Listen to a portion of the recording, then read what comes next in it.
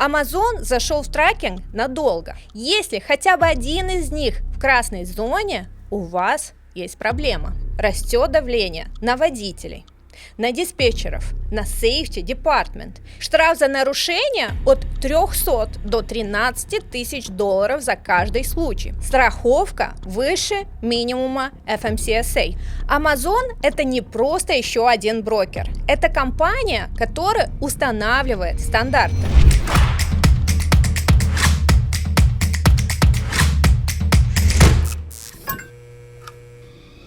В мае 2026 года Amazon сделал объявление, которое перевернуло весь американский трекинг. Компания с флотом 80 тысяч трейлеров, 24 тысячи интермодальных контейнеров и 100 самолетов официально открыла свою логистическую сеть для любого бизнеса в США. Не только для своих продавцов, для всех. Это называется Amazon Supply Chain Service. И это не просто бизнес-новость, это новые правила игры для каждого перевозчика в стране.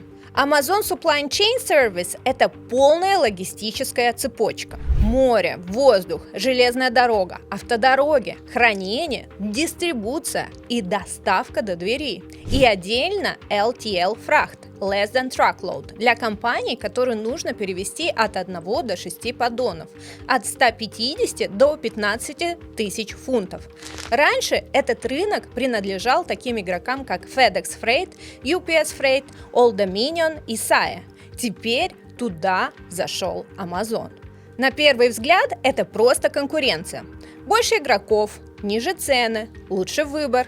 Но я занимаюсь safety transportation. И когда на рынок приходит такой игрок, я смотрю на другое.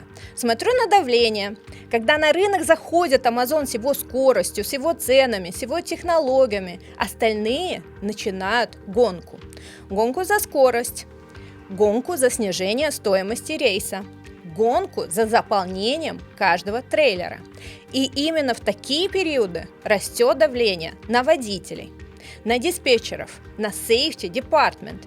Именно тогда out of service начинает нарушаться. История трекинга это подтверждает. Каждый период сильной конкурентной турбулентности сопровождался ростом нарушения HOS и увеличением числа аварий с участием CMV. По данным FMCSA, усталость водителя является одним из 3 главных факторов ДТП с участием грузовиков. Нарушение HOS – прямой путь к этому. Но есть и другая сторона этой истории. Amazon не только создает конкуренцию, Amazon устанавливает стандарты. И с 2026 года эти стандарты стали жестче, чем требует сам FMCSA. Вот конкретные цифры. Driving Violation Rate не выше 35%. Vehicle Violation Rate не выше 50%, Auto Liability страховка минимум $1 миллион, MC Authority минимум 180 дней активности, ELD обязателен для всех водителей. Если вы превышаете эти лимиты, доступ к Amazon Relay закрывается. Без предупреждения, без апелляции. Именно это случилось с клиентом, о котором я рассказывала в прошлом видео. Его аккаунт был заблокирован не потому, что он нарушал, а потому, что кто-то использовал его DOT. Об этом отдельный разговор. Ссылка на видео тут. Если вы owner-operator или небольшой carrier, этот момент требует вашего внимания. С одной стороны, возможность, потому что Amazon Relay – это стабильный фрахт, без брокеров, напрямую, с гарантированными выплатами. С другой стороны, новая ответственность. Amazon не прощает плохой safety record. Если у вас в профиле FMCSA спорные инспекции, они стоят вам не просто баллов CSA, они стоят вам доступа к одной из крупнейших грузовых платформ в мире. Перевозчик с рейтингом Unsatisfactory может быть отстранен от коммерческих операций. Amazon использует те же данные для собственной фильтрации, но с более жесткими порогами. Выход на Amazon рынок меняет приоритеты. И вот что я рекомендую. Первое – это проверьте свой FMCSA профиль прямо сейчас.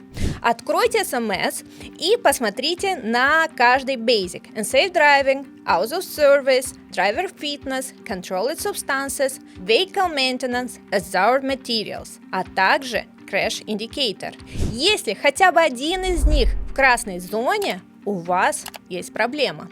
Не потенциальная, а реальная. Второе. Проверьте каждую инспекцию на корректность. Водитель числился у вас в этот день? Грузовик был под вашим контролем? Маршрут соответствует вашей деятельности? Если что-то не сходится, это основание для Data Queue Challenge. Также в соответствии с законом перевозчик имеет право оспорить любую инспекцию через систему Data Queue в течение 2 лет с момента ее проведения. Третье.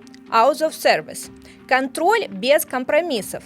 11 часов вождения максимум, 14 часов рабочего окна, 10 часов отдыха после смены, 30-минутный перерыв после 8 часов вождения. Штраф за нарушение от 300 до 13 тысяч долларов за каждый случай. При системных нарушениях до 25 тысяч долларов.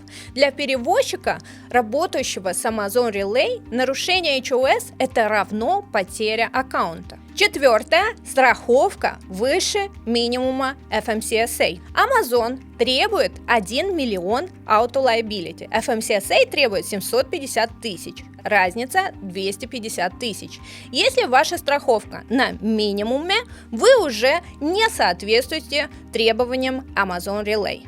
Amazon – это не просто еще один брокер. Это компания, которая устанавливает стандарты, которая имеет данные о миллионах перевозчиков, которые видят в реальном времени, кто нарушает, а кто нет. И это поднимает важный вопрос для всей отрасли. Хорошо ли, когда частная компания устанавливает стандарты безопасности строже, чем федеральный регулятор?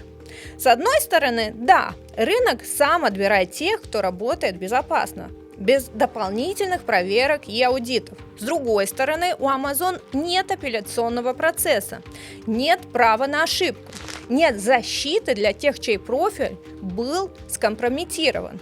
Именно это мы видели в деле моего клиента. Его заблокировали не за его нарушения, а за чужие. Система наказала жертву вместо преступника. Amazon зашел в трекинг надолго.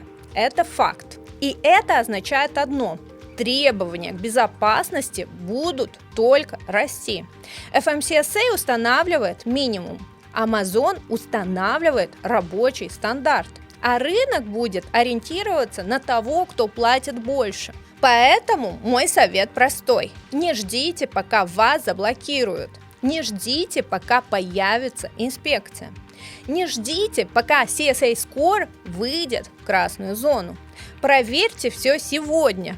Исправьте сейчас, потому что завтра Amazon Relay может быть вашим главным источником фракта или закрытой дверью. Выбор зависит от того, что у вас в профиле FMCSA, и от того, кто управляет вашей безопасностью. Спасибо за просмотр, подписывайтесь на канал и напишите в комментарии, если вы работаете с Amazon Relay, и как изменились ваши требования к compliance за последний год. До встречи в следующем видео.